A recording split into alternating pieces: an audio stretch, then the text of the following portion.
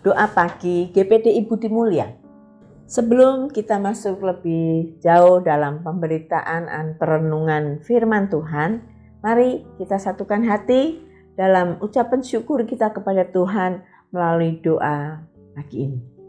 Bapa di dalam surga, Bapa, kami mengucap syukur buat berkat yang Tuhan masih sediakan bagi kami. Kalau kami pagi hari ini masih boleh kembali Tuhan menghirup udara segar, menikmati nafas yang Tuhan masih sediakan bagi kami. Kami percaya Bapa, kasih karunia-Mu saja yang ada dalam hidup kami sehingga kami boleh ada sampai dengan pagi hari ini. Bapa, kiranya sebentar kami akan membaca firman-Mu dan kami akan merenungkannya buat menjadi bekal dalam kehidupan kami. Kiranya Tuhan berkati setiap kami yang mendengar acara ini, berkati juga hamba-Mu yang menyampaikan. Tuhan menolong. Bapa, kami minta pengurapan dari tempat yang maha tinggi atas hamba-Mu Tuhan yang akan berkata-kata. Biarlah ini bukan dari hati kami sendiri, bukan dari mulut kami, tetapi ini dari pikiran Tuhan yang Tuhan taruh atas kami. Berkati Tuhan, urapi hamba-hamba-Mu yang mengikuti acara ini, Bapak Ibu yang mendengarkan acara ini, biar ini bukan suatu kebetulan, tetapi suatu rencana Tuhan. Terima kasih Bapak, supaya apa yang mereka dengar pagi hari ini boleh membawa kehidupan mereka lebih dekat kepadamu ya Tuhan. Terima kasih ya Bapak, terima kasih Tuhan Yesus. Kami mengucap syukur hanya kepada Allah yang hidup dan berkuasa atas hidup kami, Tuhan Yesus Kristus. Haleluya. Amin. Bapak Ibu terkasih, sekali lagi shalom. Saya sampaikan salam buat Bapak Ibu yang mungkin baru membuka acara ini. Bapak Ibu terkasih, kita akan membaca ayat firman Tuhan yang ada di dalam 2 Korintus 4 ayat 8 dan 9. Ya, saudara, kita baca ya. Dalam segala hal kami ditindas, namun tidak terjepit. Kami habis akal, namun tidak putus asa. Dihempaskan, namun tidak binasa. Kami dianiaya, namun tidak ditinggalkan sendirian. Oh, luar biasa saudara. Pagi hari ini kita baca 2 ayat ini ya, 2 Korintus 4 ayat 8 dan 9. Bapak Ibu terkasih, di sini kita melihat ayat ini disampaikan oleh Rasul Paulus. Ya, dia berbicara atau dia sedang membeberkan atau sedang menyampaikan cerita kehidupan dalam pelayanannya. Paulus melayani Tuhan itu luar biasa saudara. Dari orang yang sudah berbalik dari perbuatan yang lamanya, dia sudah menjadi alatnya Tuhan, menjadi rasul yang luar biasa, yang menulis berapa kitab di dalam perjanjian baru. Saudara, riwayat kehidupannya dia tulis ya. Kalau saudara membaca Kisah Para Rasul, ya, Korintus 1, 2 dan yang lainnya. Bapak Ibu, bahwa dalam dunia melayani, saya sampaikan bukanlah sesuatu jaminan hidup kita itu mulus, hidup kita itu berjalan lancar, hidup kita itu tanpa hambatan, tanpa tantangan atau persoalan. Ya, yang enggak ada hambatan itu adalah jalan tol. Itu saja jalan tol sekarang kita masih sering bertemu dengan yang namanya macet di jalan tol. Nah, saudara, kembali ya dengan firman Tuhan bahwa kehidupan pelayanan anak-anak Tuhan, orang-orang percaya yang mengikut Tuhan itu bukan sesuatu yang mulus, bukan sesuatu yang tanpa hambatan, tanpa tantangan. Dari mulanya Yesus sudah pernah berbicara dengan murid-muridnya. Ada di dalam Matius 16 ayat 24 ya, salah satunya. Bahwa di situ dikatakan setiap orang yang mau mengikut aku, ia harus menyangkal diri dan memikul salib.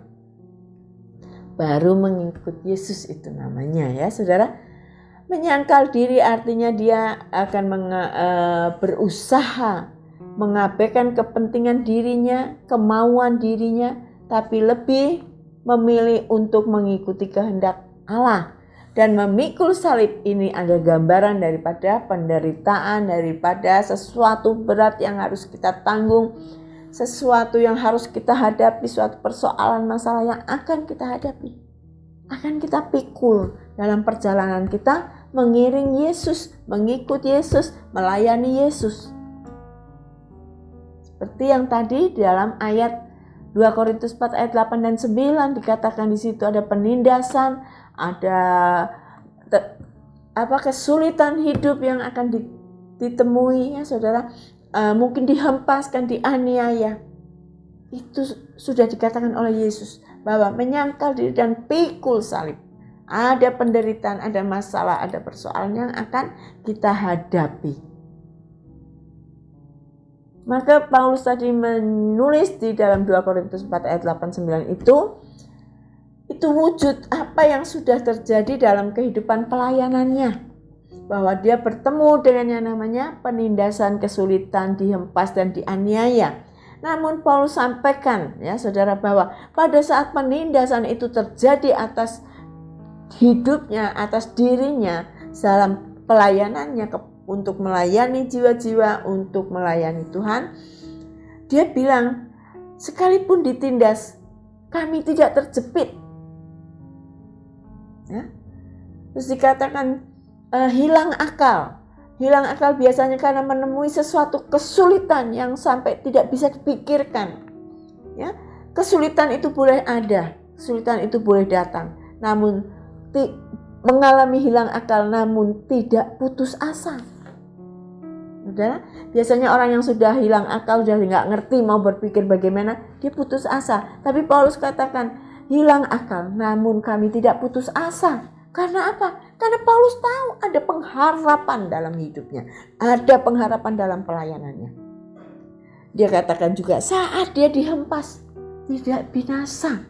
Saudara ingat riwayat bagaimana Paulus harus dimasukkan, dihempaskan ke dalam penjara. Ya? Paulus dan Silas dihempaskan masuk dalam penjara.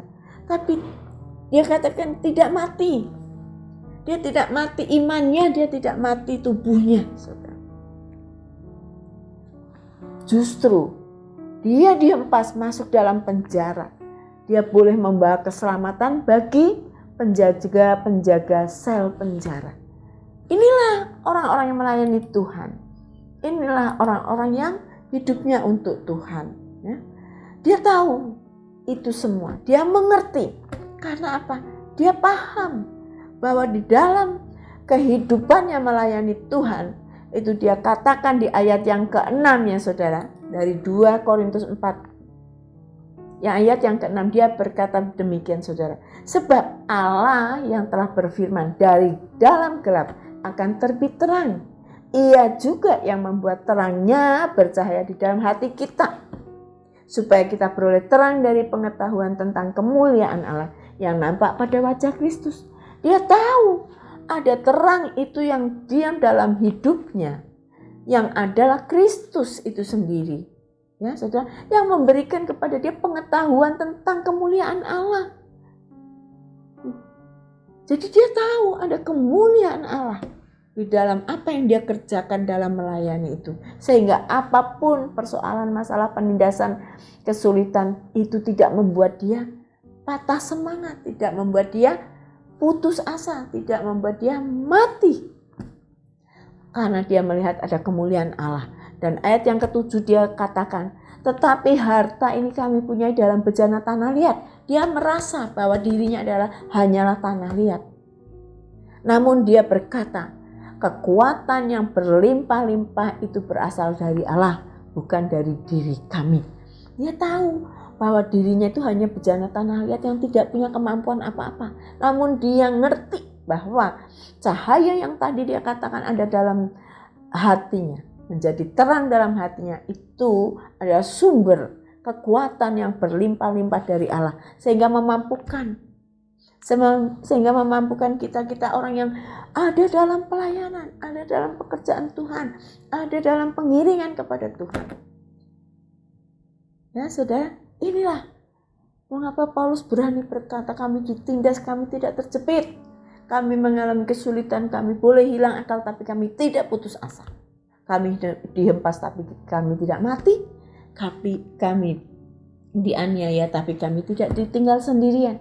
Karena dia tahu di dalam hidupnya bukanlah aku lagi, kata Paulus, tetapi dia yang hidup di dalam aku, yaitu tadi terang yang ada dalam hatinya, yaitu terang Kristus. Itu saudara, firman Tuhan pagi hari ini. Biar kita semua dikuatkan. Apapun persoalan masalah yang saat ini kami hadapi, kita semua hadapi. Dunia bukan semakin baik, dunia sedang melenyap, dunia semakin sulit, dunia semakin jahat. Tetapi percayalah, ada kekuatan yang dari tempat yang maha tinggi yang menjadi sumber kekuatan kami, yang menjadi sumber kekuatan kita. Sehingga saudara, jangan saudara tinggalkan Tuhan atau tinggalkan iman kita hanya karena persoalan sedikit ataupun persoalan banyak. Percayalah, ada Tuhan yang menerangi hati kita. Ada kekuatan dari tempat yang maha tinggi yang menyertai kita. Haleluya. Firman Tuhan sampai di sini saya sampaikan, kiranya kita semua boleh mendengar dan kita semuanya minta supaya Roh Kudus bekerja atas kita dan supaya firman itu diam dalam hati kita dan kita hidupi dalam kehidupan kita sehari-hari. Terima kasih. Sampai di sini, dan sebelum saya menutup acara ini, mari kita sama-sama satukan hati kembali berdoa. Bapa, kami mengucap syukur. Kami berterima kasih kesempatan yang indah bagi hamba-Mu. Tuhan boleh pakai kami Tuhan untuk menyampaikan kebenaran firman-Mu. Terima kasih Bapa, kami percaya Engkau yang terus akan memberikan pewahyuan yang baru atas hamba-Mu, memberikan Tuhan karunia-karunia. Terima kasih Bapa. Biarlah Bapa, apa yang hamba-Mu sampaikan bukanlah atas kemampuan hamba-Mu, tetapi semua biarlah Roh Kudus yang bekerja. Terus kalau hamba-Mu selesai berkata-kata, Roh Kudus terus bekerja melawat pribadi lepas pribadi mereka yang membuka, yang mengikuti acara ini. Tuhan berkati mereka dan mereka dibukakan hikmatnya. Mereka boleh mengerti apa yang menjadi mau Tuhan melalui firman Tuhan. Terima kasih Bapa. Biarlah kami semuanya akan melangkah di pagi hari ini. Sepanjang hari kami serahkan di dalam tangan penyertaan-Mu Bapa. Karena kami percaya Engkau yang melindungi kami, Engkau yang menyertai kami, Engkau tidak pernah meninggalkan kami. Engkau ada bagi kami ya Tuhan. Terima kasih Bapa. Terima kasih Tuhan Yesus. Terima kasih Roh Kudus. Kami mengucap syukur dan kami alaskan doa kami jauh dari sempurna. Tuhan yang menyempurnakan. Terima kasih dalam nama Tuhan Yesus Kristus. Haleluya. Amin.